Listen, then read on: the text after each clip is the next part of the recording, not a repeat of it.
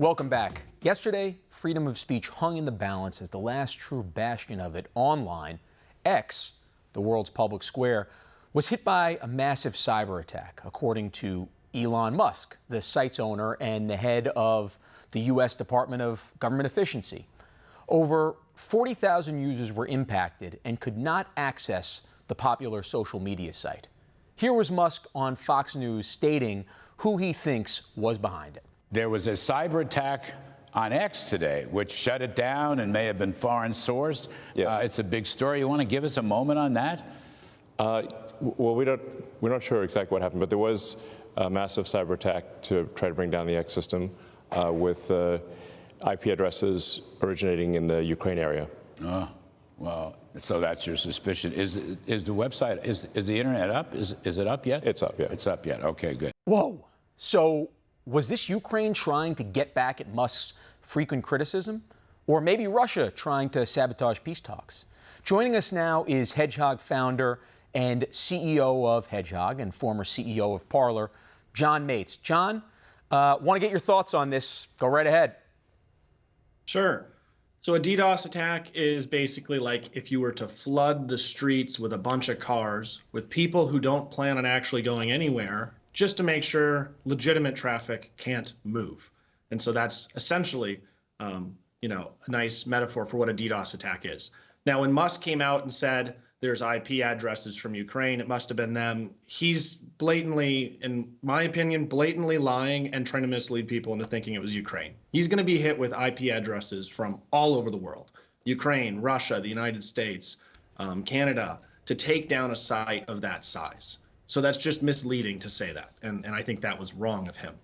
Why he's doing it, I don't know. He's standing up for Ukraine in that he's allowing Starlink to still exist, even though he's publicly going after them in the White House.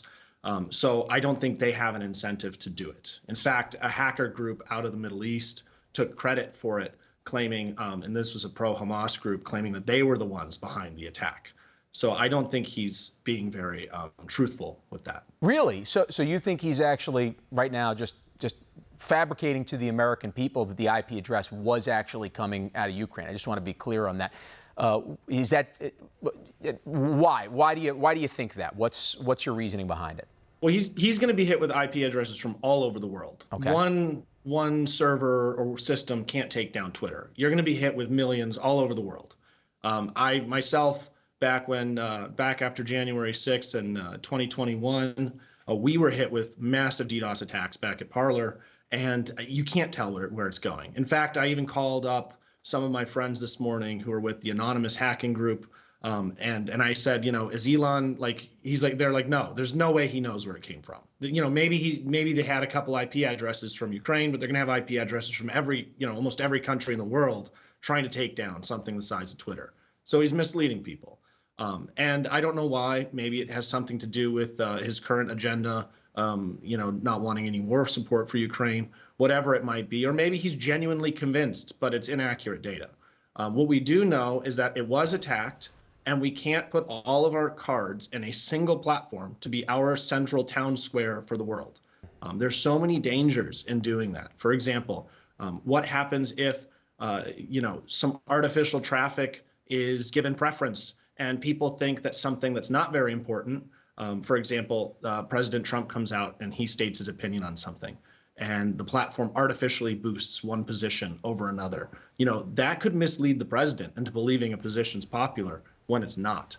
And we can't put that kind of power in one platform, which is why I believe we should have many social platforms that people use instead of just one. Yeah, look, I think you open up the market on this and you have as many competitors as possible right there, and you're going to have users that benefit from this, right? We saw certainly after, as you know, probably better than almost anybody, after January 6th, what actually ended up happening, how the government ended up targeting so many of these social media sites. So, I agree with you there. The Musk thing is fascinating, though, to me, because, I hear you that there certainly could be people that are giving him, and I'm not the expert on this, trust me. I couldn't tell you where an IP address was coming from if it sent a return address with it as well. So I certainly am not an expert on this. I find it fascinating, though, that there's a theory that he's just misleading the American people on this, or that he wouldn't know at this point, considering the resources that are at his hand? Well, he wouldn't know. There's not really much of a way to know. When these DDoS attacks happen, it's kind of like getting blindsided with a truck and then it just drives away and you have no idea what just happened. There's not really much of a record to say, oh, it originated here. You can bounce IPs around. You're also going to have a bunch of people attacking from all over the world. It's a very coordinated thing. So I think Elon is currently focused on Ukraine, especially with what was going on in the Oval Office recently with Zelensky and how there's actually meetings out in the Middle East about peace talks right now. So I think for him, it's like, that's what's on my mind, so I'm going to go there. And maybe it was reinforced by somebody, but there's no way to know. And in fact, there's nobody from Ukraine who's taken credit.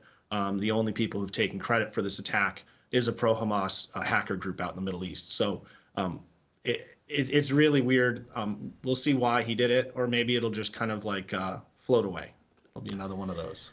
Okay, we'll look more into it. I want to shift a little bit to a different social media site, and Facebook. As you've seen with many of the social media CEOs recently, they've been getting closer to President Trump at a point where, really over the last, many years, they've deplatformed him, they've done all this. Do you find that Zuckerberg and company, that their moves may be genuine, or do you think that they're just kissing President Trump's, how shall I say this diplomatically and not in a New York way? How about the ring? They are not genuine. No, I don't think that there's a genuine bone in Mark Zuckerberg's, Trump-friendly relationship that he has now. If you notice, back in early part of the Biden administration, they swung the other way. 1 week you're getting banned for masks. The next week you're getting banned for saying that, COVID vaccine, I don't know if I want to take it. And they're like, get that guy off this platform.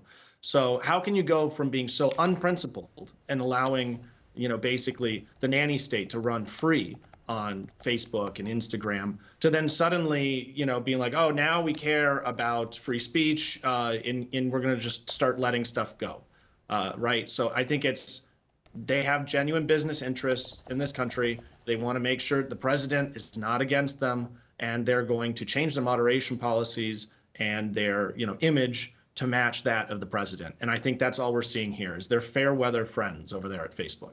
John, last question here, and we can expand a little bit more on this. We have some time, but Section 230, is this something that actually ends up really making these social media companies responsible for what they're publishing? We know that there are so many different billions of people that are publishing, probably on a daily basis on these, but certainly on a weekly basis.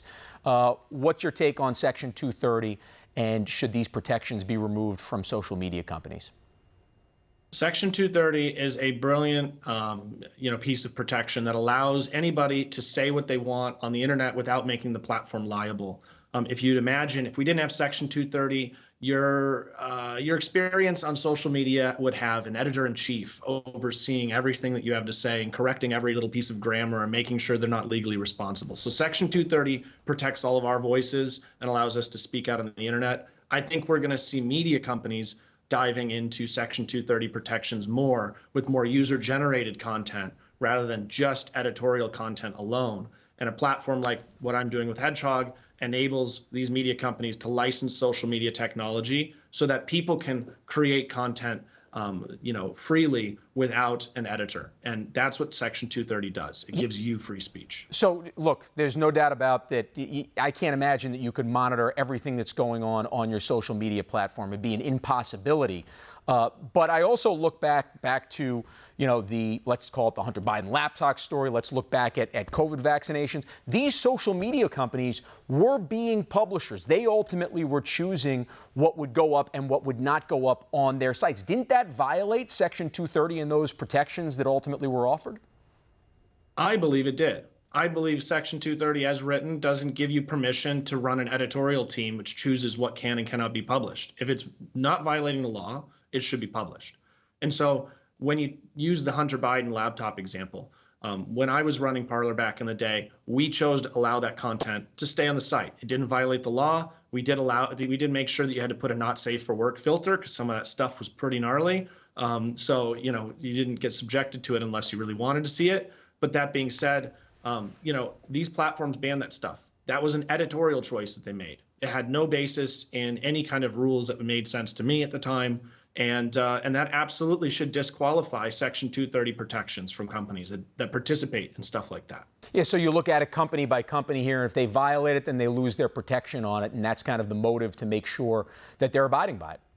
Yeah, and no one wants to lose that protection. That's going to be a really, really expensive protection to lose. Can you imagine the amount of lawyers you'd have to hire to monitor 100 million people plus? It's crazy. I hear that a bunch of federal government employees have lost their jobs, so maybe they could find a job with them for those that have lost their 230 protection, John. So, hey, if they're productive and they can do it, but I doubt it. John, this is a great conversation. Thanks for coming on that. You know, we're sharing our coffee over here, even though it's later here. So, cheers to you, Cheers. and thanks for coming on. Great conversation.